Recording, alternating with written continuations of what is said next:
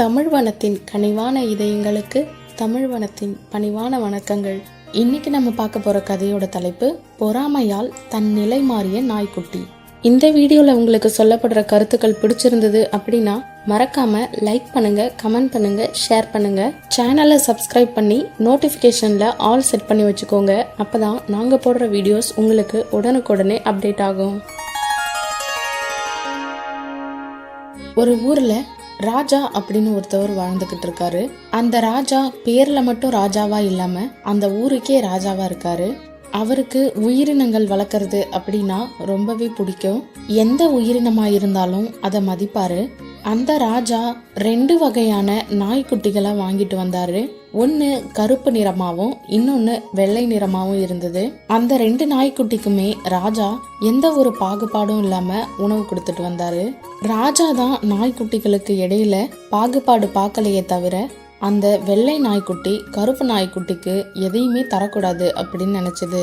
இது என்ன, நம்மளை விட அவ்வளோ அழகாவா இருக்கு, பார்க்கவே சகிக்கல, நல்லா கண்ணங்கரையர்னு கருப்பா இருக்கு அப்படின்னு அந்த கருப்பு நாய்க்குட்டியை பார்த்து நினைச்சுக்கிட்டு, ஏ கருப்பு நாய்க்குட்டி, நீ என்ன நல்லாவா இருக்க, பார்க்கவே அசிங்கமா இருக்க அப்படின்னு தன் மனசுல பட்டதையும் நேரே பேசிடுச்சு.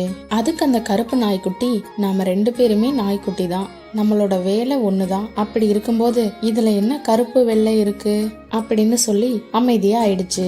அதுக்கப்புறமும் வெள்ளை நாய்க்குட்டி, நீ கருப்பா இருக்கிறதுனால கொஞ்சமா தான் சாப்பிடணும், முதலாளி உனக்கு கொடுக்கற சாப்பாட்டுல பாதி சாப்பாட்டை நீ எனக்கு கொடுத்துடணும் அப்படின்னு கேட்டுச்சு. அதுக்கு கருப்பு நாய்க்குட்டி, இங்க பாரு, உனக்கு சாப்பாடு வேணும்னா முதலாளி வரும்போது எனக்கு இன்னும் கொஞ்சம் சாப்பாடு வைங்க அப்படின்னு கேளு, அதை விட்டுட்டு என்கிட்ட வந்து சண்டை போடக்கூடாது அப்படின்னு சொல்லிட்டு அமைதியா ஆகிடுச்சு.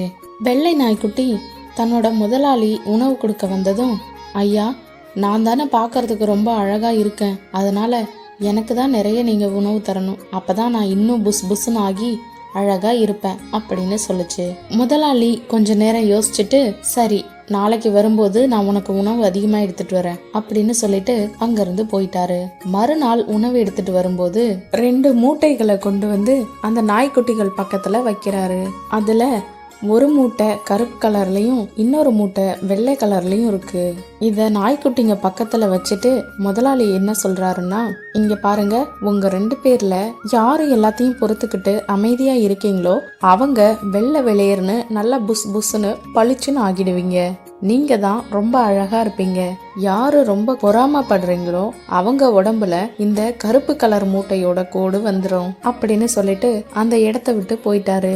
வெள்ளை நாய்க்குட்டிக்கு உடனே கோபம் வந்துருச்சு. இந்த முதலாளிய பாரு, சாப்பாடு நாளைக்கு சேர்த்து எடுத்துட்டு வரணும்னு சொல்லிட்டு மூட்டையை கொண்டு வந்து வைக்கிறாராம். மூட்டைய எப்படியாச்சும் நல்லா புஸ் புஸ்ன்னு நான் தான் மாறணும், அந்த வெள்ளை கலரு முழுக்க என் உடம்புல மட்டும்தான் இருக்கணும், இந்த கருப்பு நாய்க்குட்டி எப்படியோ போனா போகுது அப்படின்னு நினைச்சது. கருப்பு நாய்க்குட்டியோ, சரி, என்ன உணவு கொடுத்தா என்ன, எவ்வளவு உணவு கொடுத்தா என்ன, நமக்கு நம்ம முதலாளி எப்படி உணவு கொடுக்கறாரோ அது மாதிரி நாம அவருக்கு விசுவாசமா இருக்கணும், அவ்வளவுதான் அப்படின்னு நினைச்சுக்கிச்சு. மறுநாள் இந்த வெள்ளை நாய்க்குட்டி நல்லா கருப்பா மாறிடுச்சு. கருப்பு நாய்க்குட்டி பாக்குறதுக்கே நல்ல வெள்ளை வெளியேறுன்னு அழகா புசு புசுன்னு ஆகிடுச்சு.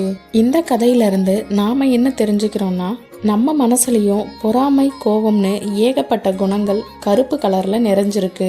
அதை நம்ம வெளியே கொண்டு வந்துட்டு நம்ம மனசையும் நல்லா வெள்ளை வெளியேறுன்னு மற்றவங்களுக்கு உதவுற மனப்பான்மையோட பொறாமை குணம் இல்லாம வச்சுக்கணும்.